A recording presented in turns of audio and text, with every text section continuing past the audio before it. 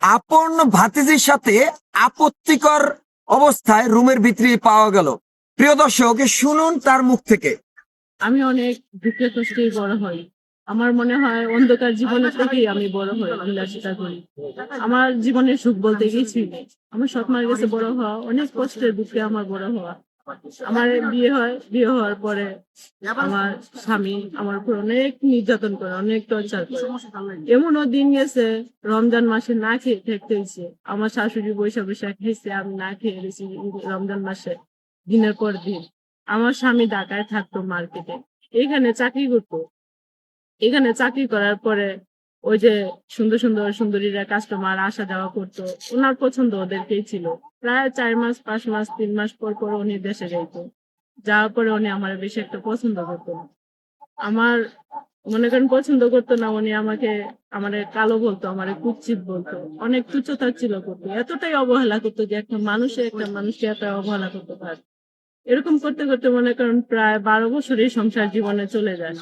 আমি ছোটখাটো একটা পার্লার খুলি আমার গ্রামে বাড়িতে। আমার বাবার বাড়িতে একটু জায়গা দেয়, আমি কিস্তি উড়াই উড়াই ছোট্ট একটা বাড়ি করি। সেই বাড়িটা ওনার নামে আমি করে দিই। করে দেওয়ার পরে উনি বলতেছে বাড়িটা আমার নামে করে দাও, না তো তোমার বাবার বাড়ির কাছে যাবে না। তখন আমি ঠিক আছে ওনার নামেই করে দিই। আমার জীবনে কোনো বন্ধু বান্ধব, কোনো বন্ধু পুরুষ, কোনো মেয়ে পুরুষ ছিল না। আমার স্বামী আমার কাছে বেস্ট ছিল।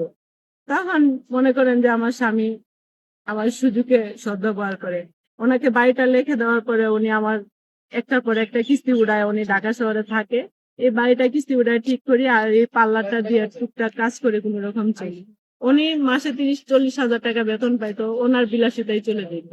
উনি মাসে 1500-1000 টাকা খানি দিত, কিন্তু অনেক কষ্ট হইতো। তারপরেও কি করবো, সংসার করছি, কারণ আমার যাওয়ার জায়গা ছিল না, আমার স্বপ্ন ছিল। আচ্ছা, আপনাদের বিয়েটা হয়েছিল কিভাবে? বিয়েটা হয়েছিল, আমার শাশুড়ি আমাকে পছন্দ করেননি। আমার শাশুড়ি যে আমার পছন্দ করে নেওয়ার পরে আমার শাশুড়ি আমার উপরে এতটাই নির্যাতন, এতটাই টর্চার করছে যা বলার বাহিরে। মানুষ, আমি জানি যে রমজান মাসে কোনো মানুষ না খেয়ে থাকে না, এমনও দিন গেছে আমার রমজান মাসে আমার না খেয়ে থাকতে হয়েছে। এত কষ্টের সাথে আমার মোকাবেলা করতে হয়েছে, যুদ্ধ করতে হয়েছে, তারপরে সংসার করে গেছি, কারণ আমার যাওয়ার জায়গা ছিল না। আমার স্বামী ঢাকায় থাকতো। ঢাকায় থাকার পরে আমি এইখানে আমার বাবার বাড়ি, আমার যখন আমার শ্বশুর শাশুড়ি আমার উপর টর্চার করে, তখন আমার বাবারা বলি একটু জায়গা দেওয়ার জন্য। এখানে একটু জায়গা দিয়ে এখানে বাড়ি করে আমি চলে যাই, উনিও এখানে চলে যায়। উনি বলে আগে আমার সাথে চুক্তি করে নেয় যে এই বাড়িটা যদি ওনার নামে লিখে দেই তাহলে উনি যাবে, তারপরে আমি দিয়ে দিই। আমি বলি যে আমার স্বামীই তো সব, আমার তো আর এই জীবনে কিছুই নাই। আচ্ছা, এখন আপনি কি করতে চান? আপনার আমার স্বামী আমার বাড়িটা বিক্রি করে আর আমার হাতে 5.5 লাখ টাকার কিস্তি উঠায় এফআইডিবি থেকে। সেই কিস্তির টাকা আর বাড়ির বিক্রি করার টাকা আর একটা ওয়ান টেস্ট গাড়ি ছিল, সেই গাড়ির টাকা সব নিয়ে ওনার আপন বাস্তির সাথে সম্পর্ক আমি জানতাম। আমি জানতাম ওনার যে চালচরণ দেখে আমি মনে করছি ওনার ভাবির সাথে সম্পর্ক। উনি কি করে সব টাকা পয়সা নিয়ে আমাদেরকে নিয়ে ঢাকায় রওনা দেয়। ঢাকায় নিয়ে আসার পরে এই কাউন্টারে উনি আমাদেরকে, আমার 3টা সন্তানকে ফালায় রেখে উনি চলে যায়। ওনাকে অনেক খোঁজাখুঁজি করেও পাই নাই। অনেক চেষ্টা করার পরে ওনাকে যায় দেখি, আমি খবর নেওয়ার পরে ওনার বন্ধু বান্ধবের কাছে যায় দেখি উনি ঢাকায় কামরাঙ্গীরচর বিড়া বাজার থাকে। ওনার সাথে যোগাযোগ করার কোনো রাস্তা ছিল না, ওনার এক বন্ধুর হাত ধরে ওনার বাসায় যাওয়া। তারপরে মনে করেন উনি ওদের বাসায় যে গেছে উনি জানে না। যাওয়ার পরে আমি রুমের ভিতরে যাই, উনিকে সরাসরি ওনার আপন বাস্তির সাথে আমি এক রুমে পাই। তো আমি আর বাকিটা বলতে চাচ্ছি মানে না। আপন ভাতিজির সাথে ভাতিজির সাথে। আপত্তিকর জি জি জি, একটা ওনার আপন বাস্তির সাথে আমি অনেকে এক রুমে পাই, মানে এরকম অবস্থায় যে সেটা আর আমি বলতে চাচ্ছি না। তারপরে মনে করেন ধরার পরে, হাতে নাতে ধরার পরে ওনার সাথে আমার খুব কথা কাটাকাটি হয়। কথা কাটাকাটি হওয়ার পরে আমার স্বামী যে বাড়ি বিক্রি করার টাকা পয়সা ওর ভাইয়ের হাতে আর ওনার ভাবির হাতে উঠায় দেয়। তো ওরা আবার ওকে খুব যত্ন করতেছে।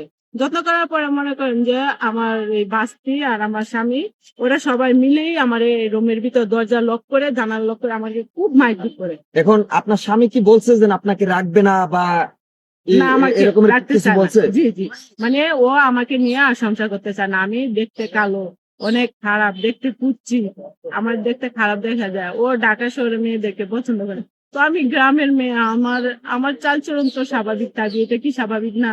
ও আমার এই রুমের ভিতরে অনেক মারধর করে, আমার সারা শরীর রক্তাক্ত করে ফেলে। তারপরে পাশে ভাড়াটিরা আর বাড়িওয়ালা আমার উদ্ধার করার পরে রিপোর্ট মাইনে ফোন দেওয়ার পরে পুলিশ এসে আমার উদ্ধার করে। আপনার দেশের বাড়ি কোথায়? আমার দেশের বাড়ি সিলেট এয়ারপোর্ট গ্রাম, মনে করেন এয়ারপোর্টের পাশাপাশি। Right. জি এখন সর্বশেষ আপনি কি চান? আপনার সব- স্বামীর কি চান, বিচার চান বা জি আমি আমার স্বামী বিচার চাই, যে আমার স্বামী যে আমার জীবন অন্ধকার আছিল করছিল, ঠিক আছে, ও যখন আমার সাথে সংসার করবে না, তাহলে আমার বাচ্চা, আমার 3টা বাচ্চার জীবন কিসের জন্য অন্ধকার করলো, আমার বাচ্চাদের জীবনগুলো কিসের জন্য নষ্ট করলো? আমি ওকে কোনো শাস্তি দিতে পারি না। আমি সবার কাছে, সব দেশের ভাই বোনদের কাছে আমি বিচার চাই যে আপনাদের মাধ্যমে ওরে আমি শাস্তি দিতে চাই, যাতে এই শাস্তি দেখে এই পৃথিবীর মাঝে দুনিয়া আর যাতে কেউ এরকম অন্যায় না করতে পারে। আপনারা আমাকে একটু সহযোগিতা করেন। ও দাড়ি মুছ রাইখা এত বহুরূপীর মতো চলে, একটার পর একটা রং পাল্টায়, এত কয়েকটা মেয়ের জীবন যে নষ্ট করছে বলার বাহিরে, কত মানুষের টাকা যে হাতে খাইছে এগুলো বলার বাহিরে। আমি এগুলো সব বলতে চাই না এখানে, শর্টকাট বলছি। প্লিজ আপনারা একটু সহযোগিতা করে, যে অন্যায়গুলো হ্যাঁ আমার সন্তানের সাথে আর আমার সাথে করছে, হ্যাঁ অন্যায় কারণে আজকে আমার 3টা বাচ্চারে ঘরে লক করে তালা মারে রাইখা যাইতে হয়, আমার গার্মেন্টসে চাকরি করতে হয়, আমার দিন শেষে আমার বাচ্চাদের মুখে খাবার দিতে হয়। সারাদিন কাজ করে রাত্রে এসে তালা খুলে আমার বাচ্চাদের রান্না বান্না করে খাওয়ায়, তারপরে এই বাচ্চা নিয়ে ঘুমাইতে, আবার দিন শেষে ব্যাংকে আবার রাত করলে চাকরি পেয়ে যেতে হয়। ও যাইবো ভালো কথা, ও এমন ব্যবস্থা করে গেছে আমার আইডি কার্ডটা পর্যন্ত চুরি করে নিয়ে গেছে। আমি যে কোথায় চাকরি করে খাবো, কোনো কিছু কর্ম করে খাবো, এই অবস্থা। এখন আপনার থাকেন? এখন আমি ওই যে মাওনা বলে, গাজীপুর চৌরাস্তা মাওনা বলে, এখানে আমি থাকি, এখানে আমি চাকরি করি, গার্মেন্টসে চাকরি করি। আমার 3টা সন্তানকে নিয়ে, ওটো সন্তানকে ফালা রেখেছে। প্রিয় দর্শক, এই ভিডিওটা এত পরিমাণে শেয়ার করবেন এই রকমের কাজ জানে আর কারো সাথে না হয়, এরকমের কাজ জানে আর কারো সাথে না হয়। হ্যাঁ, সবাই ভালো থাকবেন, সুস্থ থাকবেন। আল্লাহ হাফেজ।